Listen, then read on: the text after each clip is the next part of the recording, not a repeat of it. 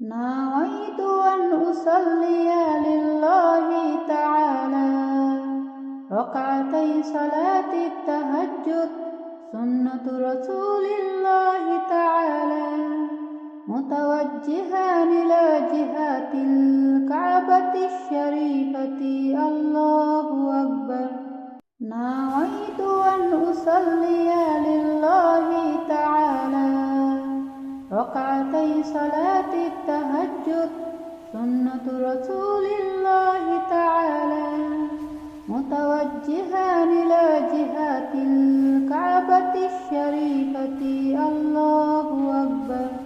نويت أن أصلي لله تعالى ركعتي صلاة التهجد سنة رسول الله تعالى متوجها إلى جهة الكعبة الشريفة الله أكبر.